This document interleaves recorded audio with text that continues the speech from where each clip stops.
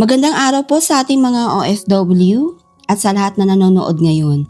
Welcome po sa Pray and Talk.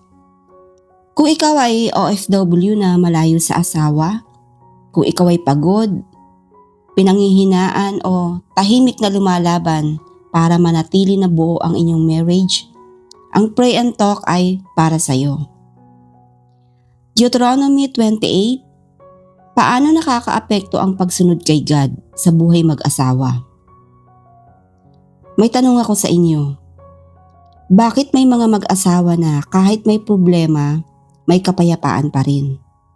Pero may iba na konting bagay lang na uuwi agad sa away. Bakit may mga mag-asawa na tumatagal at lalong tumitibay? Pero may iba na parang araw-araw pagod, mabigat at puno ng sama ng loob. Ngayon, pag-uusapan natin ang Deuteronomy chapter 28. Kung paano ipinaliliwanag ng Bible kung bakit ang pagsunod kay God ay direktang nakakaapekto sa marriage. Hindi lang ito tungkol sa blessing sa trabaho o pera, ito ay tungkol sa buhay mag-asawa. Ano nga ba ang Deuteronomy 28? Ang Deuteronomy 28 ay mensahe ng Diyos sa kanyang bayan bago sila pumasok sa bagong yugto ng buhay.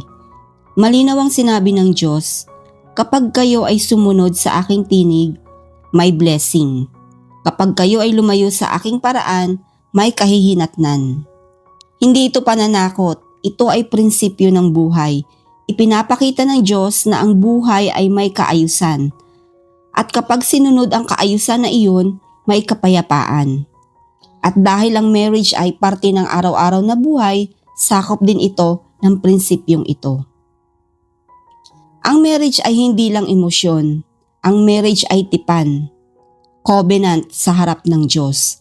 Kapag may tipan, may responsibilidad, may pagsunod, may pananagutan. Kaya kapag sinabi sa Deuteronomy 28 na ang blessing ay sumusunod sa pagsunod, kasama dito kung paano tayo magsalita sa asawa. Humawak ng galit, magpatawad at manatiling tapat. Ang marriage ay hindi hiwalay sa salita ng Diyos. Ito ay nabubuhay sa ilalim nito. Sabi sa Deuteronomy 28 verse 1 to 2, kung susundin natin ang Diyos, ang blessing ay susunod at aabot sa atin. Sa marriage, ganito ito makikita. Kapag may pagpapakumbaba, sumusunod ang kapayapaan. Kapag may pagsisisi, sumusunod ang paghilom. Kapag may katapatan, sumusunod ang tiwala. Ang blessing sa marriage ay hindi tsamba. Ito ay bunga ng araw-araw na pagsunod. Ang pagsunod sa marriage ay hindi pagiging perpekto. Ito ay pagpili sa paraan ng Diyos kahit mahirap. Halimbawa, kapag galit ka, pero pinili mong manahimik. Kapag nasaktan ka, pero pinili mong magpatawad. Kapag may tukso, pinili mong maging tapat. Kapag gusto mong ipaglaban ng pride, pero pinili mong magpakumbaba, ito ang mga sandaling nagiging totoo ang Deuteronomy 28 sa marriage. Ano ang tunay na pag-ibig? Sabihin ng blessed na marriage. Ang blessed na marriage ay hindi ibig sabihin walang away, walang problema, walang sakit. Ang blessed na marriage ay may respeto kahit may hindi pagkakaintindihan. At ito naman, kapag walang pagsunod, ito yung mga consequences sa marriage. Sa ikalawang bahagi ng Deuteronomy 28, pinapakita ang mangyayari kapag lumayo sa Diyos. Sa marriage, ito ay kadalasang lumalabas bilang paulit-ulit na away. Malamig na relasyon, kawalan ng respeto, sugat na hindi naghihilom, hindi dahil masama ang Diyos, kundi wala na tayo sa kaayusan niya. Kapag pride ang nasusunod, nagkakagulo ang marriage. Maraming mag-asawa ang nagdadasal ng Lord, baguhin mo ang asawa ko. Pero ang itinuturo ng Deuteronomy 28 na nagsisimula ang blessing sa sariling pagsunod. Kapag may isang pusong bumalik sa Diyos, may simula ng pagbabago sa marriage.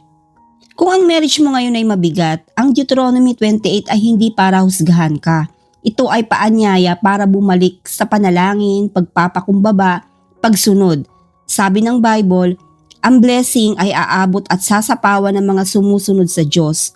Kahit may mali sa nakaraan, may pag-asa pa sa pagsunod ngayon. Itinuturo ng Deuteronomy 28 ang malinaw na katotohanan: kapag may pagsunod, may kaayusan.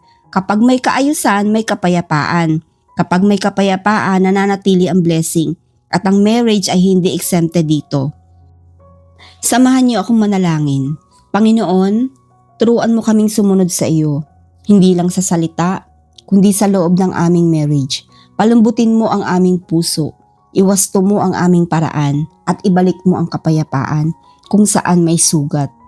Naway manahan ang iyong blessing sa marriage na pinipiling sumunod sa iyo. Sa pangalan ni Jesus. Amen.